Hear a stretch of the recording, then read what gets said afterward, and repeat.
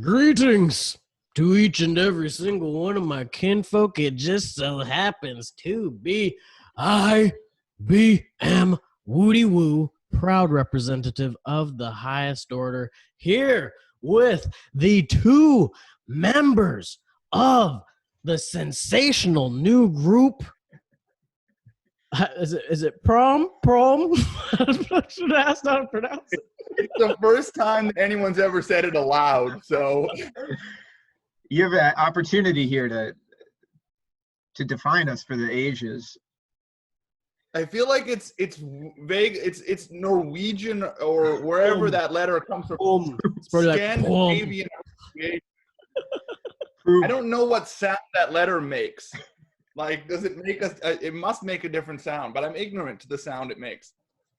I feel like you probably got to put some like extra saliva in your mouth or your throat somewhere.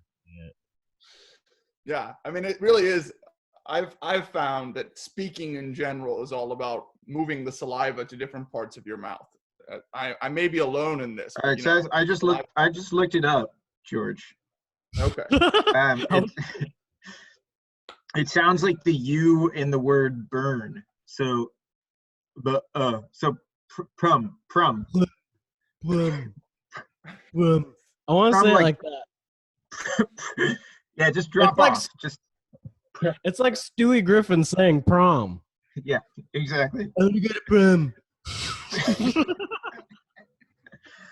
We definitely should have thought of that before I held down the O on the keyboard and hit 6 to make it do that cool little. There's so many different options you can do with the O. We just chose one of them. Yeah, it was as you can tell a very premeditated decision. Took a grand total of 4.5 seconds. It's fantastic. So there we go. That answers basic bitch question number 1. Explain your name. Now. Yeah. On to number 2. This is just going to be a really broad-ended question.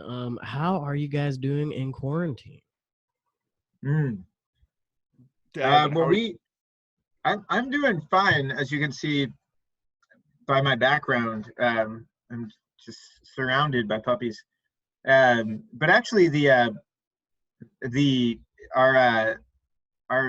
6-track EP. ZUSMARSHAUSEN WINE was like completely a symptom of being in quarantine. And so to answer that question, I think we are now a worldwide sensational band because of quarantine. Yeah. Hell yeah. I feel like now that it has been recorded and available on a Bandcamp near you, name your price, baby. Yeah, name your price. Listen, from $0 upwards, incredible. The way currency exchanges hands, gotta love it. But I now have nothing to do.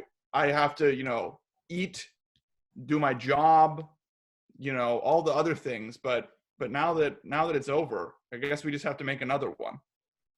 Yeah. I mean, that's perfect. That's perfect. Yeah, how are you doing quarantine, Woody Woo? So I'm taking it day by day. Some days are like pretty sick, and then other days are like pretty sick, but like not the good sick. You know what I'm saying? Yeah. Shit's getting real. But I'm definitely going into doomsday prepper mode a little bit. Like I'm not quite in a bunker yet. Yeah. I don't have access to a bunker, nor do I. Yeah, you're not rich enough. Yeah, no, but I'm trying. Yeah. Do you feel like you follow any sort of maps or atlases to find a bunker? Are you looking to commandeer one? Are you looking to build one, dig one? What's the deal? See, I have actually heard. Now I'm gonna preface this by saying that the people who told me this were very likely on drugs when they told me this. However, I have heard that the military has an underground base next to my reservation. So maybe we'll like infiltrate that, maybe like I don't know, try and become friends with whoever's in there. Like, be like, hey man, we're all in this together. Let's just become Earth people. I don't know. Yeah. That's one of my plans. Yeah. Yeah, from what I know about underground bases, you know, like there's more than one entrance to them. There has to be. So Yeah. like I feel like if you just sort of search for little, I think any hole in the ground in the vicinity of the underground base will lead you directly into it. Or a Ventilation. rattlesnake den, but you know. Yeah. You got to go It's after worth- the holes. I think it's worth the risk. Yeah. I definitely think so too. And other than that, yeah, been going kind of crazy, but in good ways. I feel like it's really breaking down some of the perceived structures that I've had in my life, and in a way, I think that's really good because it really does force me to analyze stuff, be like, okay, that's always been fucked up. I shouldn't just keep doing that. Yeah. So Yeah. I mean, have you found that, like, I think one of the sort of unexpected things, especially recently, like the last week or week and a half, like I think there was, for me at least, a turning point like a week and a half ago where it felt like I stopped considering it as like a frame of time. Like it started here and now we're this deep. Now it's just kind of like, this is the reality, and there was a reality before, but this is kind of the reality. And I think like one of the things that I keep thinking about is like, oh, how much I sort of base my thinking on what's going to happen in the future. Like, but that's not really a thing that's conceivable right now. Like you can't go, oh, in 2 weeks, I'm going to go to the grocery store. Wow. Really looking forward to that. You know, tomorrow I'll take the trash out. But that is the reality that at least here in New York, like I find myself in. So yeah, it's we're forced to live in the now or live in the past, and that's fucking dark sometimes. It's true. the goblin of history. Terrible. But yeah, go ahead. So when you guys were working on the project, was there any sort of deadlines you guys were setting? Was it like, okay, we're doing this many songs in this amount of time, let's fucking go? Or did it just flesh itself out and the shit was done when it was done? Well, I can speak a little bit to like we've been playing together for a few years now, I believe, right, George? Yeah. Mostly in secret with no publicity. In a bunker. In a bunker. I mean, like many recording studios in New York resemble bunkers. And so we, over the past few years, we've had a compendium of 5, 6, 7 songs that we've returned to and sort of honed out. And so it felt natural to record at least a few of those when we set out on this quarantine journey together. The other thing is too, I mean, like neither Devin or I, and I hope that Devin will agree with this. If he doesn't, this is the end of our friendship. But neither Devin or I are particularly good at like making music or recording music, or I'm not very good at singing, like by any objective measure. So part of the sort of the thing of doing it originally was like, what bizarre thing can we make with the limited skills that we have? And then part of the thing here was like, it was compounded by the fact that we couldn't actually be in the same room, or like I was recording on like a USB mic on my bookshelf and like a little plug-in USB thing, like, and GarageBand. So like the same way that we kind of wrote and practiced the songs was kind of the same way that they were recorded, just sort of like, what's the best we can do with the sort of limited skill set and like tools that we have. So I think that was also part of the George often we call ourselves sort of cavemen musicians. Mostly it's a reference to the way I play piano, which is like a caveman sort of just hammering on the same keys over and over again, as if I am constantly relearning and rediscovering that this thing makes noise, and being pleasantly surprised by the outcome. And I think that's beautiful. Yeah. Terrible. And I think that description sort of aptly fits our sort of process the past few weeks. Was very caveman-like. Both of us holed up in our separate caves. So when you're holed up in your separate caves, I feel like that somehow creates this whole new scenario, because a big part of creating music together when you're actually in a physical space together is that exchange of spirit, in a way, where both of your essences inhabit that room, and then like sometimes some really fucking weird shit can happen and you get channeled by stuff you didn't even know you could be channeled by. Ooh, look at those sick ass pit stains. Yeah. Really hot in this room. Really hot in this room. I'm dedicated. Yeah. Anyways, what was it like trying to, or just completely foregoing, creating that connection when you're not able to even be in the same room with one another? Yeah, I have two observations on that. I think that like was a huge part of it. One was that, you know, so much, again, to speak to our lack of skill, like a lot of the stuff or the structure of the songs kind of came out of just doing something wrong and then like being like, oh, that's cool, like just in a rehearsal room. And so in this scenario, like we obviously didn't have that. So when we would sort of send the files back and forth, and Devin sent me a file for the second track on there, which like has like 7 stops throughout the song. But he had written this, like just played this sort of 2-minute outro that just had nothing to do with the song, and like told me to cut it because he had just sort of recorded it on there, and we didn't cut it. It's on the thing. But like that was because that felt it probably sounds enormously indulgent, and like is the part that if anyone even listens that far is going to skip over. Yeah. But like I really like the idea that there was this kind of, because then I put stuff over that, and then like I sort of did some lyrics from a song that we had thrown away a couple of years ago.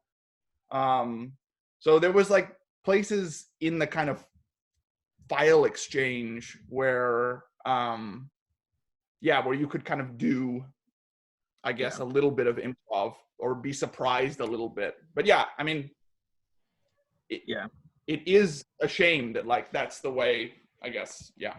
Yeah, but I mean, one thing too is that we like being a secret band for 2 years, we've practiced in rehearsal rooms many times, countless times. It's particularly on like a few, like the song that's just called "The Devil" is one that George and I have probably played live together like 100 times, just in separate rooms. And so like there are a couple of songs that like we had already at the very least done the sort of process of honing out together in a room. So like a couple of songs in there we've been playing for years, just to each other, to no one else. And so like those were some of the easiest to just think about, like getting down right. Other ones were kind of fun. Like the first song on the EP, Oliphilia, is one that like we had never quite figured out what each person was going to do.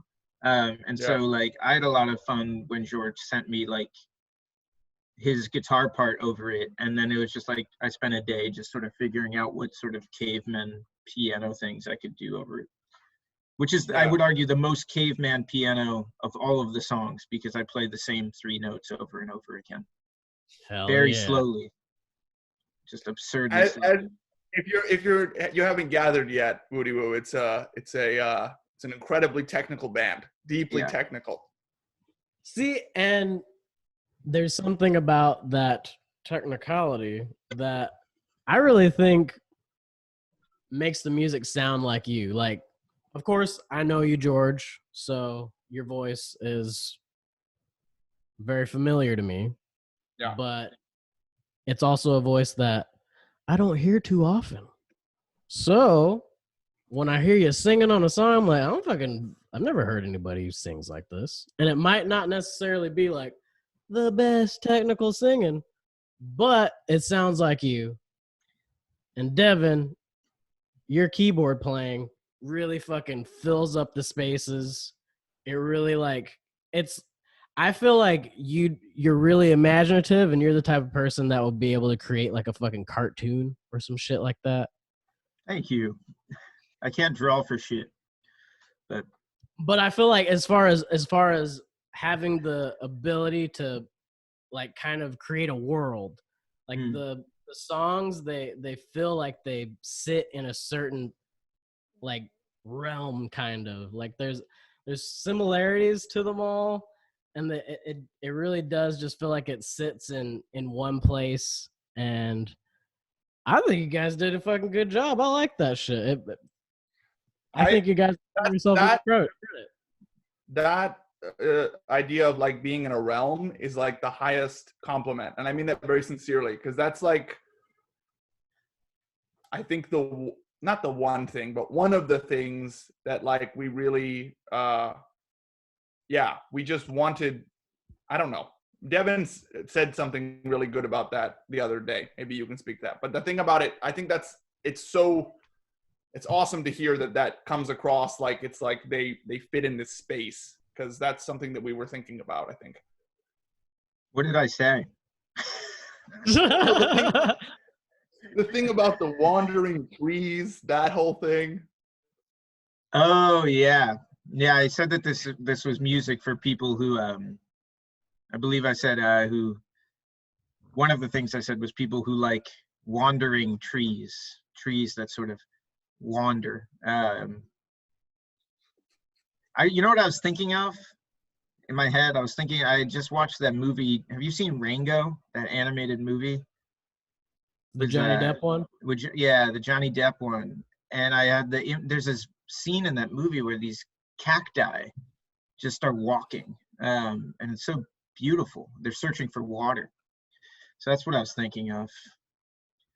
I mean, honestly, Devin, your key playing, it's got a lot of soul to it. So much like a wandering cacti. Yeah. It has a soul as well. Because I'm assuming a wandering cacti would have a very, very strong soul. Oh, to be able to push past its limits. Do we feel like they would move quickly, wandering cacti? I mean, I haven't seen Rango, but I think they move like Rango. Yeah, I think they move sort of sloth-like. Yeah. I mean, technically trees migrate. I read that somewhere. Like the individual tree does not move, but like the trees have migrated, like aspens have migrated from the east to the west coast of America over like tens of thousands of years, through like their way their seeds fall. A powerful story. Yeah. Very slow. Yeah. Very, very similar to the coyote. The coyote was once only on the West Coast, and now it inhabits all of North America. Wow. I saw a picture leader recently. I saw a picture recently of a coyote running down like Lakeshore Drive or something in Chicago. Like, I mean, during the sort of quarantine situation. And I think, Woody, you and I talked about this like a couple of years ago, but coyotes are native to Central Park here in New York now. Like they sort of live here, which is what I've heard is not native. What I've heard is that specific coyote is actually a coyote wolf hybrid. Wow. And they're a little bit bigger, and they specifically like to live in cities because they're just like, oh, tons of free food, fucking dope. Fascinating. I mean, look, if I were a coyote wolf hybrid, Central Park sounds like the place to be. Right? That statement doesn't seem like it makes any sense on any level. I think that's definitely another song title though. If I were a coyote wolf hybrid. Yeah. It's there. Yeah. I can feel it germinating. Yeah. That's the next, once we do our triple album, that finally includes drums. No, I say no to drums. Yeah. We are a drumless band. Yeah. We refuse. That was, by the way, that was one of the original conceits. Like, we hadn't written a word, like, or a note, and we were at the Greenpoint Lounge in Sunnyside, Queens, and I said to Devin, I was like, which is thanked in the album notes. Yeah, it is. I was like, wouldn't it be so cool if we had a band and it sounded like it was like prom music, but like really weird and like not that good sounding, but also if there was just no drums, and then it was kind of sad too. That would be so sick, man. So that was, yeah. And then you guys did it. So yeah, we did it. I think the other conceit is that we are strictly a verse chorus band. We never have a bridge. Like, we're gonna give you a verse, a chorus, a verse, and a chorus, and then we're gonna be done with the song. Yeah. Every single song on there is some variation of that. Every single one. Yeah. There's a semi-bridge on the first track, but it's sneaky. It's the same chord progression. Yeah. Because I don't know how a bridge gets written. I don't think Devin does either. I mean, I don't know if you know. I don't know idea how. Like, I think you know. I don't know how that's done. Maybe many of our songs are actually just the same chord progression over and over and over again. That's true. If you did know, you'd probably be writing some commercial jingles. So yeah, Instead, you write soulful music that sounds like you. So I'd say that those caveman ways, they're doing the right thing. What have been some of the liturgia that y'all have been developing in quarantine time? Oh, now we have I took it back. Like, that was a good ass question. That's like it's like oh my lord, what is happening? Oh, my phone is ringing. Hold on. It's the agents knocking down. It's the agents knocking down our door. Oh yeah, they already know. Oh my god. It's an important one. No, it needs to stop. Hold on. This is your content right here. This is the next prom song. Hell yeah. It's really slow down. If you ever want to die laughing, there is a clip of Stone Cold Steve Austin reciting that ringtone. It's amazing. With an auto tune or with a kind of. No, it was just him on his podcast. He's like, I really like that ringtone.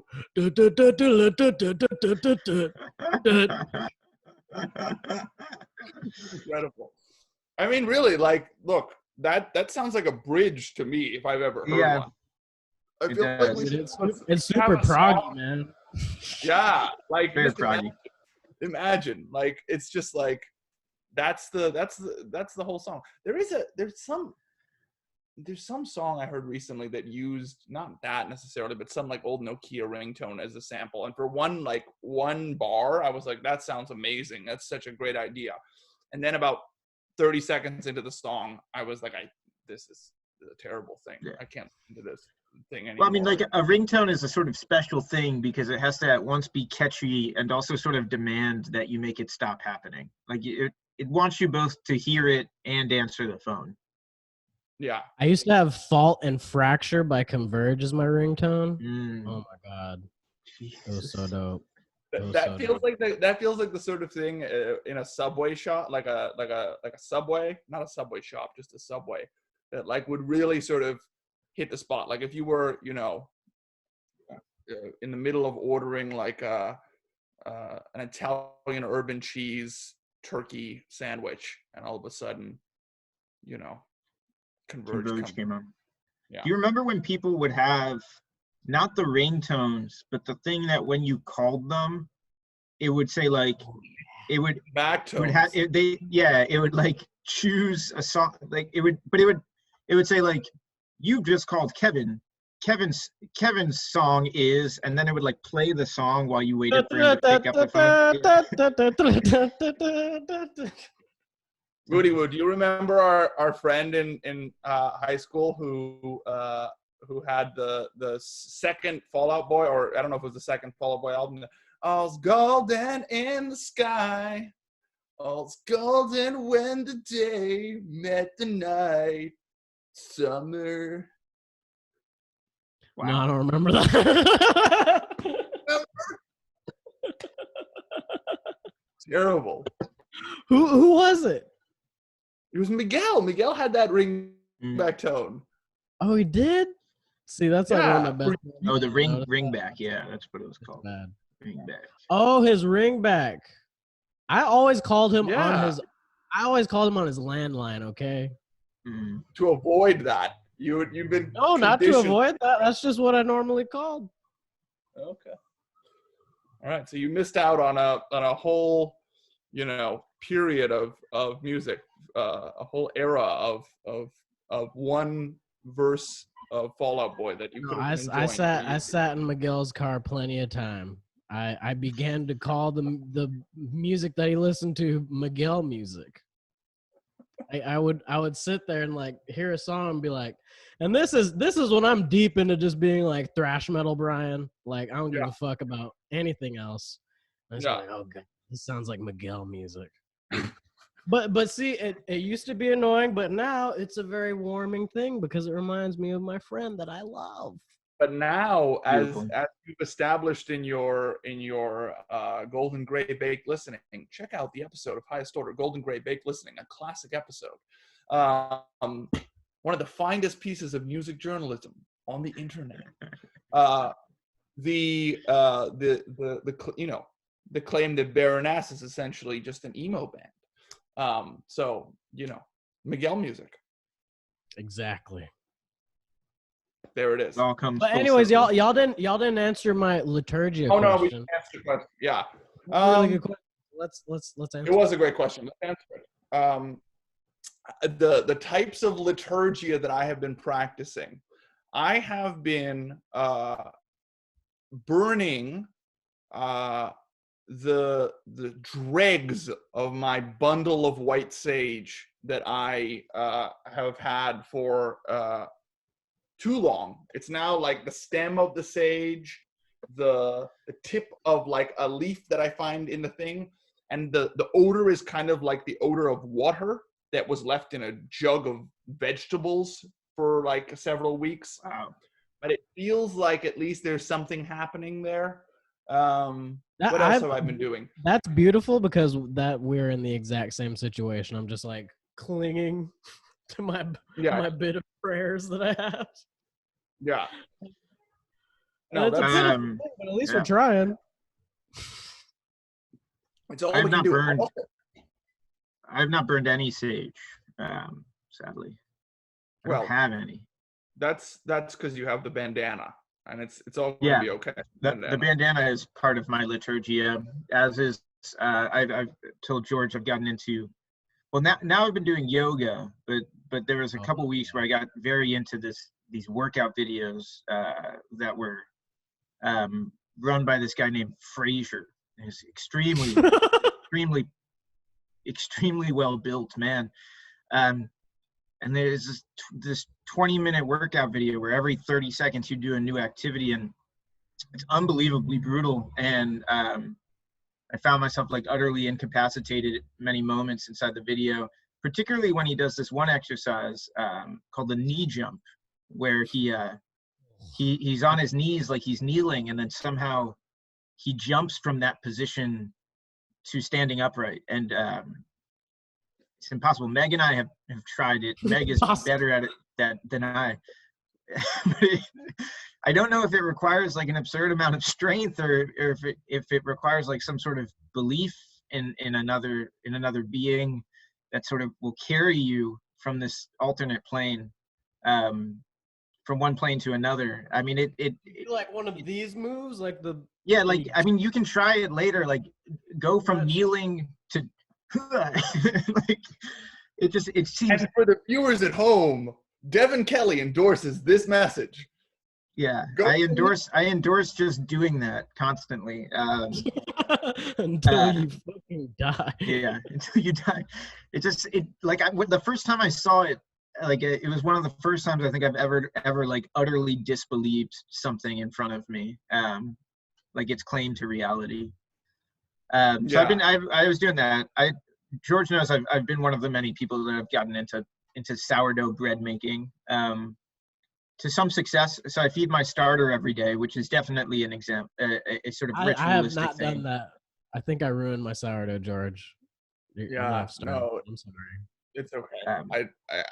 I tried to get Woody Woo into sourdough one multi-hour conversation, and I think that it may have been. I mean, to be fair, my starter has been hibernating, so.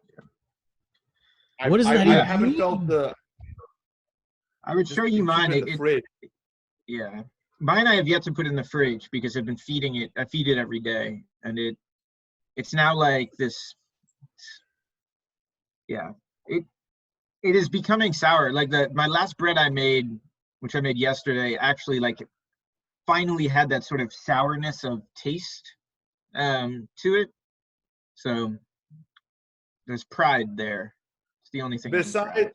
Besides the dregs of sage, what has your liturgy been, Woody Woo? Yeah.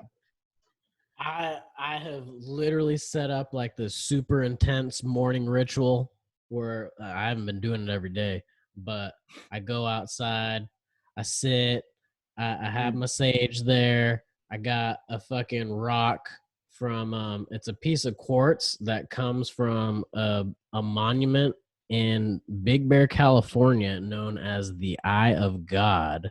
Wow. And that is the place where my people, the Serranos of Southern California, we believe that's where our creator died. And then after he died, a giant monument of quartz just appeared in the mountains. But then this motherfucker came and blew it up in the gold rush. It's still there partially, but it was this huge like fucking badass looking thing, and now it's a lot smaller. But I have that. And I just sit and I like kind of just pray in my own way, however I fucking feel like praying that day. And I should probably be showering more. That should probably be a part of my liturgia. That's That's okay. How did the creator die? So, funny story. The creator, he was being as the other animals were thinking, very selfish with his creative abilities. And they're like, wow, we want some of that. We want some of that. And how would they get some of that shit? They literally had to get some of his feces. So they had the frog. They had the frog go and sit underneath this cliff. And the creator every morning would go onto the cliff and take a shit into the ocean. So the frog was sitting under the spot where the creator took a shit every day so he could take a piece of his shit, and then they made a poison out of his shit. Wow. And then when they're... So he killed him with his own shit. Killed him with his own shit. Incredible. And then when they were burning him, because some of the other animals were like, oh no, that's fucked up. Like they're trying to take his creative abilities. We're not ready for that. Let's burn him. And they're like, we got to make sure that we circle around him while we're cremating him. Because that motherfucker, the coyote, he's going to come and try and steal his heart. And if he steals his heart, he's going to get the powers of creation. Yeah. Do you mourn the loss of the creator, or are you sort of, do you find it to be a kind of justice that he's killed? I'd say both. I'd say it's fascinating. I find that utterly fascinating. He died for us to have the ability to make mistakes and for us to have the ability to make improvements. I mean, as we see at the point we're at right now, the mistakes are kind of like outweighing shit a little bit, but I do think that it's wonderful for us to at least have the opportunity. But anyways, we know anyways, we know the solution is just injecting bleach into ourselves. Like obviously that's the way. My rock story is not nearly as good as your rock story, but I do have these small rocks that a friend of mine sent me from Lake Michigan, which I find very pleasing. It was a very nice package to receive in the mail. Just received these small rocks. They're very pleasing rocks. I need to start sending letters. Yeah, it's good. Yeah. You need to send letters. But I have to go to the mailbox, and I haven't injected my bleach yet, so I don't have the power to to survive the outside world. It's too frightening. Yeah, Meg and I are going to order. We've heard that ordering stamps is a good thing too. It's a good way to support the postal service. Oh, okay. Well, definitely do that. Yeah. And look, if there's one thing that PRØM supports the postal service. Let's make that entirely clear. Yeah. That's why I had you guys on, because you guys said you needed that to be known. That plug. We released our album simply to support the postal service. Yeah. Rain, thank you. Look, it's very kind of you to stand up for what's right. Like, what would the world be like without another exercise mat that was delivered to your front door? Mm-hmm. I'm not gonna lie, opening a package is one of the most blissful things this world has to offer. Especially a mystery package. What a delight. I've actually found that what's sort of been nice about this quarantine is that nothing is trying to avoid Amazon at all costs, but even with Amazon, nothing is delivered anymore in 1 or 2 days. Everything now takes at least a week from the time you order it. I've been ordering books from bookstores, and it takes 2 weeks to get the book. So by the time you get it, you've sort of forgotten that you ordered it in the first place. And so now every sort of package is a surprise package. It's beautiful. I have a mystery package. My birthday is coming up in several days, and I have a mystery package sitting. And who knows? It's like a little totem of benevolence. You're going to open it specifically on your birthday? You have that much will? I was informed by the person who sent it to me that I should wait. So maybe it's an ant farm. Maybe it's sea monkeys. You guys remember sea monkeys? Yes. Yeah, the things you put in the water, right? Yeah, PRØM supports sea monkeys also. That's another thing that we want to make clear. What the fuck are sea monkeys though? They were are they were they rubber? They were like these things you grew. You put them in a cup of water. Rubber. Were they real? They were living. Real. Okay, I'm thinking of the other things, the little rubber things you put in a cup of water. Or you're thinking of the dinosaurs and the eggs that would Yeah. That shit was sick. God. Yeah. It's late 90s, early aughts sort of anthropomorphic toys. I had an ant farm. Animorphs. Do you guys remember Animorphs? Did you ever read Animorph books? Yeah. Opening up the front page of the Animorph, when you got it at the Scholastic Book Fair, and going from the transitional page was one of the most exciting things. And then I remember they also had the ones with the 3D covers that you would turn from side to side, and it would just be like that. Yeah, PRØM supports Scholastic Book Fairs as well. Oh yeah, all the cool kids, they had fucking Captain Underpants, Animorphs, and of course Goosebumps. Oh yeah. You got it. R.L. Stine, the hero. I am disappointed that he did one of those master classes because on principle. I didn't get into R.L. Stine. I had all the Captain Underpantses. Flip-O-Rama. Remember that? Yeah. I was really into the Hardy Boys. Of course you were. I was really into different Hardy Boys, the wrestling Hardy Boys. Okay. I was into them. Yeah, I'm sure that now there's versions. Yeah, there's Afro Punk Hardy Boys, and there's probably Pirate Hardy Boys. And, all kinds of beautiful Hardy Boys, Rastafarian Hardy Boys. I think that's my greatest My greatest aspiration that I just found out. I want to be a Rastafarian Hardy Boy. I want to just be. But it's still Hardy Boys. Like, it's not like the name is the same, despite like whatever culture. I feel like if I remember correctly, I never really read Hardy Boys. I read Nancy Drew, but I never read Hardy. They teamed up sometimes. There were a couple books where Hardy Boys and Nancy Drew teamed up, and like Nancy Drew, honestly, to the credit of Nancy Drew, like almost always took the victory. Like she usually. Were they battling each other? No, they are teamed up, but the Hardy Boys usually fuck something up, and Nancy Drew sort of came in for the save. Yeah, I just know that both of them, like, or all three of them, were always on the book covers in total darkness. Like, yeah, there's always like a flashlight. Yeah, perpetual twilight with a flashlight. It's like, yeah, like, yeah. I wonder now if I reread them, if I would sort of dismiss them as sort of agents of the state, or not. Like, are they like what kind of justice? I don't remember the kind of justice they were after. Like, very well, those books could have been like entirely about like anti sort of communist propaganda. Like, they could have just been Rocky and Bullwinkle. Yeah. Yeah. So. Yeah. So we don't, I guess what I'm trying to say is we don't know yet if PRØM supports the Hardy Boys. We don't. But PRØM definitely supports you becoming the world's first Rastafarian Hardy Boy. I feel like that's my next skit.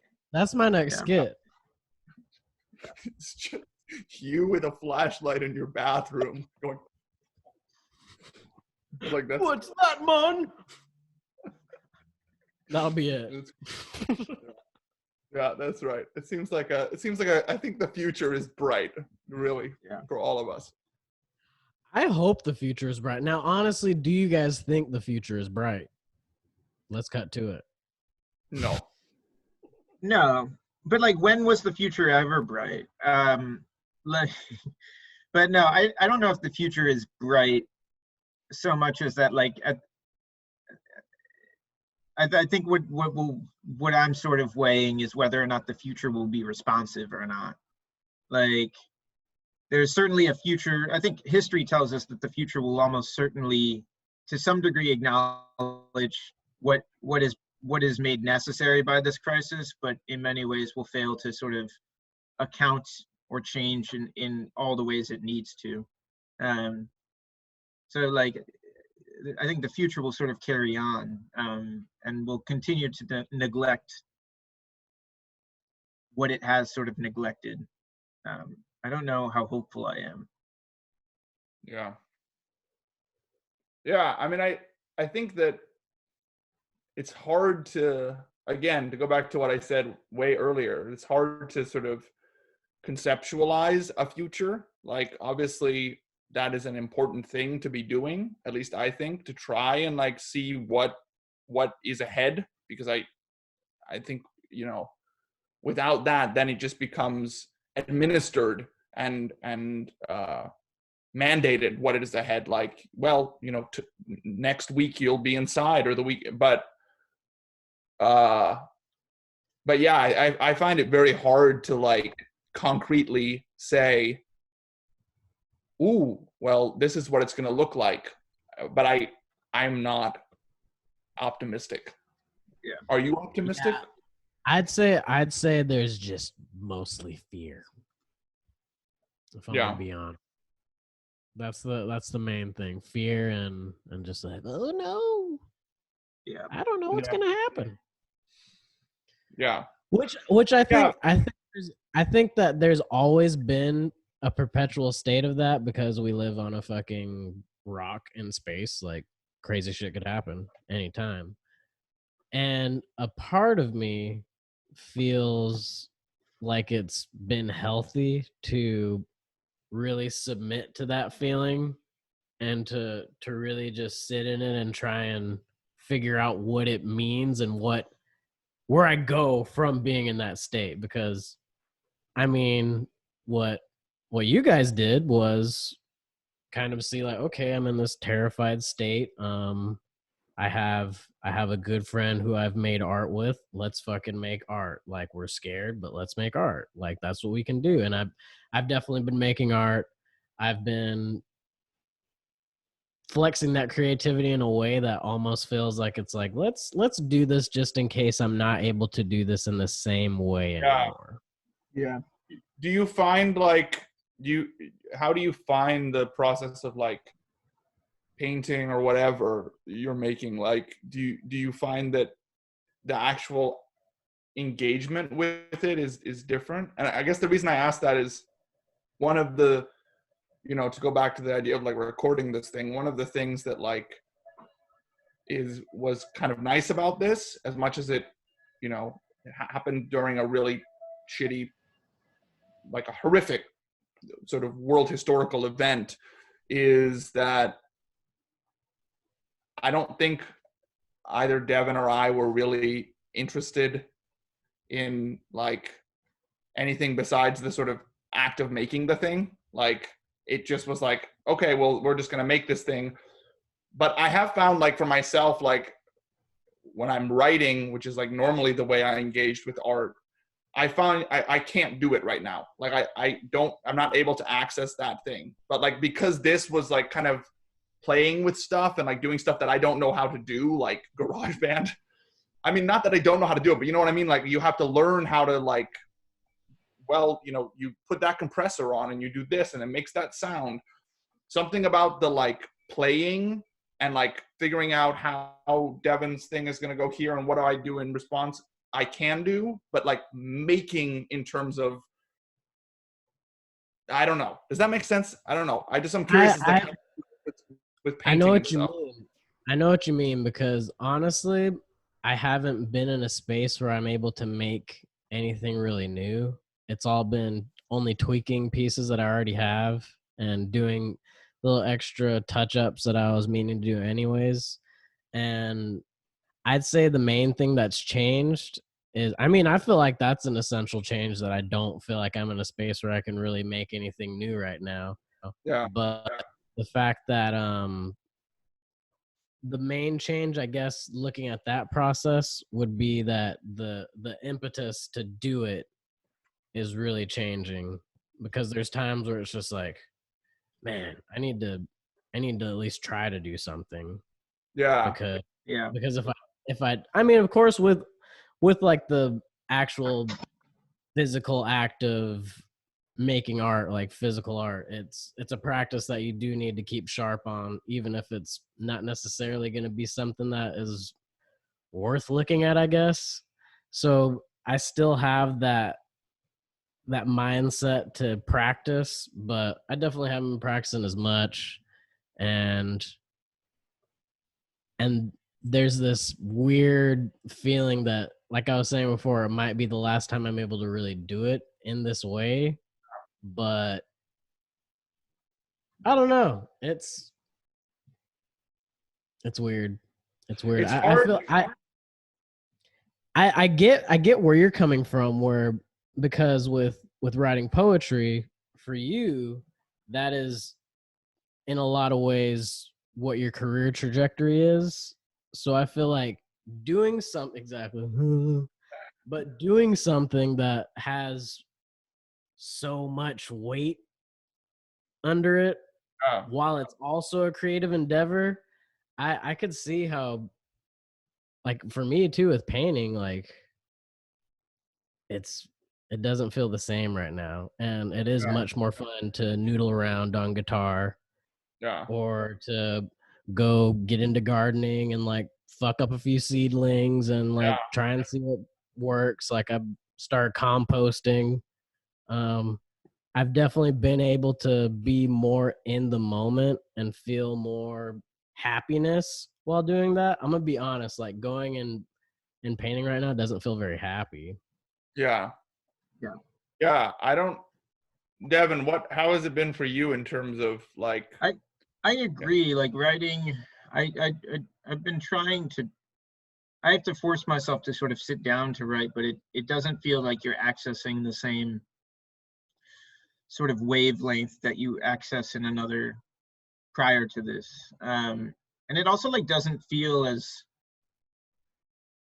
necessary, in a way, to my, I don't know, I second guess why I'm writing anything sometimes now in this moment. I think part of that is sort of a reaction to the idea that like this moment must be written about because it's such a powerful and interesting and strange and scary moment. But I think like a testament to why in many ways that's wrong is like I've read so many just bland essays being published now and articles that are just about like life in quarantine, and and it's difficult, like it's now become sort of its own genre, and Yeah. And I don't fault anyone for trying to. I would like if someone was like saying the opposite thing of me, is like, and actually saying like, actually I'm writing more than ever now because it's all I can do to make sense of this, I would congratulate them for that, and I would applaud them for that. I think like it's just been really interesting to sort of tap into my own sort of consciousness and sort of wonder and sort of give myself permission to like not write about it, Yeah. because I found that when I found that sometimes I get stir crazy and I'm like, I haven't written in a few days and I need to just sit down and write, and then I realize like a few minutes in that I don't have to. Yeah.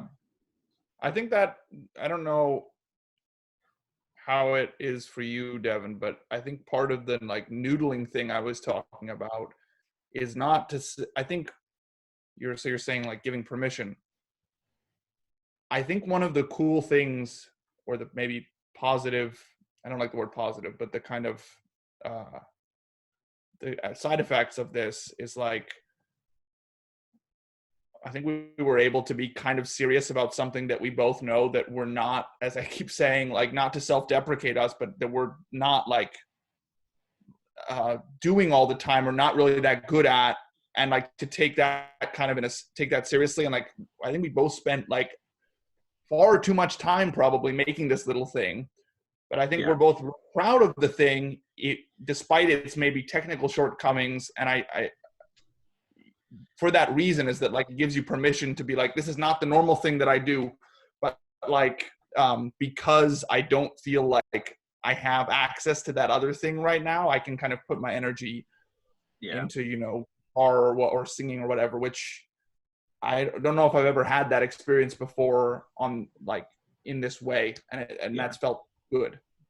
Yeah, I think that's why like sort of I would wager that it seems like that's why so many people I know have been getting into like what I would call sort of like low stakes activities and practices, whether that's like people becoming gardeners for the first time, or people like bread making for the first time, or people like knitting for the first time, or like I'm trying to do 30 minutes of yoga a day. And it's like, it's not because I think some people are saying that that's because like they want to have some sort of purpose, and like I think that's probably true, but I think it sort of goes to what George was saying, that like it's like bread making for me has been like really interesting to sort of, it's been good to sort of like try and fail at something a bunch of times in a way, at a thing that I don't put that much stake in, like, and it would be difficult if that were writing. Like it would be difficult right now to be trying really hard at writing and beating myself up over like not writing or not feeling good about what I wrote. And it's been better to sort of just divert that energy to other things that are like, make me feel like I'm doing something practical and engaging in a sort of practice in the same way that writing is a practice, but in a way that like allows me to feel proud in the same way I felt proud of doing a thing when I was a kid, you know? That sort of like youthful, sort of like, I made a thing pride. A plant is coming out of the ground pride. So these like small little like returns to being like a little bit wonder filled. Yeah, I think we've all been forced to live in the moment in a lot of ways, and that presence, it really wants to play. Like, I think that that's something that adulthood definitely strips out of us. We forget how to play. We forget what type of mentality that kind of puts in us.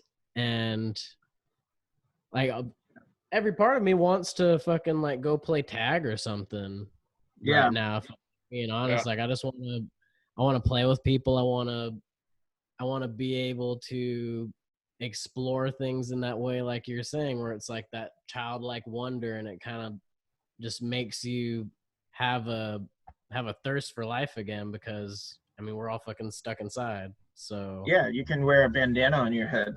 You can just become bandana boy. Yeah, you just fucking try that shit out. I think you're right. I think you're right. I think like it's there it is.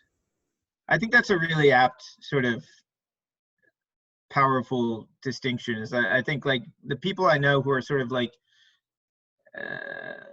moving through this difficult time in like perhaps the least sort of anxious or stressed out way seem to be the people who are tapping back into like what it means to be a kid again and giving themselves a lot of permission to play.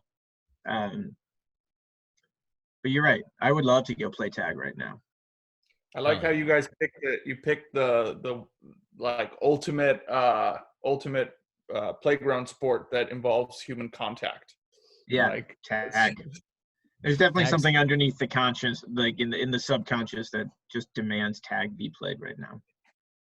I was always a freeze tag person. I feel like freeze tag. It adds a little bit of extra spiciness. Yeah. It just felt like then there was that whole and then you could get unfrozen. It was great. Freeze tag with base to me is like the perfect combination. The base, capture the flag, any game with the base, fire as well. Yeah, capture the flag, fantastic. Yeah. We used to play capture the frisbee, which is it's what you have, so yeah, it was like you could once you got the frisbee, which was the flag, you could throw it. It was awesome. Got very into it. That sounds like that's the name of the next prom album. Capture the frisbee. Yeah. I will think ourselves as true sort of like suburban middle class white people. Capture the frisbee. Yeah. I will say, Woody Woo, that there's a fun trivia. The title, ZUSMARSHAUSEN Wine, there's no such thing as ZUSMARSHAUSEN Wine. But the place, we've been there together. That is the town that I went to middle school in Bavaria, in Germany. So I remember that. You haven't had ZUSMARSHAUSEN wine, but I believe we had some ZUSMARSHAUSEN beer. Hell yeah. Yeah. So that was one of the most truly exploratory trips I've been on. Just driving on the fucking Autobahn and just white knuckling is 9 hours. I remember 9 hours on the Autobahn. We traversed north to south, essentially the entire country of Germany in a day. Got it. While listening People go fast on the Autobahn, right? Yes. Known for it's like a speedway. Yes. You feel G-force. Yeah. Like, are we talking like 100? Like people are going 100 miles an hour. Up. What? 180. They're going 180. Yeah. They're going 180. If they have the car, they're going 200. Yeah. Are you serious? And it's incredibly safe. Yeah. Because everybody just gets the fuck out of each other's way. No one would ever go in the left lane unless you're passing. So you'll be like, unless you're and if you rent a car in Germany, like can it hit 140, 150? Like is it Autobahn approved? We were in a Skoda, is that right? A Skoda hatchback. A Skoda hatchback that was able to go. It was our house. We slept in it because we were at Hurricane Festival in Schiesel, and we were in this Skoda hatchback, and that was our home. And then we road tripped it all the way down across the country after the festival was over. But like you would be going 160, maybe between 140, 160 most of the time, and then still you would be in the not the all the way left lane, but the lane over. There's still cars going past you, like boom. Like you just and they're gone. They're gone. They're out of your view in seconds. You're just like, okay, they're gone now. I don't know how fucking fast they're going. Yeah. It was wow. Germans must come to America and just fucking hate their lives. Yeah. I mean, we also don't have asparagus soup, which we were there during white asparagus season. Oh, beautiful. Every stop. It's just asparagus soup. So, you know. Wow. Yeah. Anyway. I'd say this has been a wonderful interview where we have explored the depths of our psyches, our spirits, so to say, and we've really cut into the importance of playing in a lot of ways. I mean, we're kind of just here on the internet playing together. I mean, tag you're it. Yeah. Everyone like and subscribe to Highest Order. Yes. Heck yeah. Everyone try and jump off of your knees into a standing position. And everyone sourdough starter. Yeah. Yeah. And if you fail your starter, do it again. Try again. Support the Postal Service, buy some stamps, drive the Autobahn. Think about supporting the Hardy Boys, maybe. We don't know yet. We'll do some research. I'm not sure. Let us know in the comments some deep Hardy Boy facts. Yeah. Any Hardy Boys. Yeah. Rastafarian, any sort. Beautiful. Quality. And if you know a Rastafarian Hardy Boy, get me in contact. I'd like to sit under the learning tree. Yeah. Blessed time. That is the end of the recording.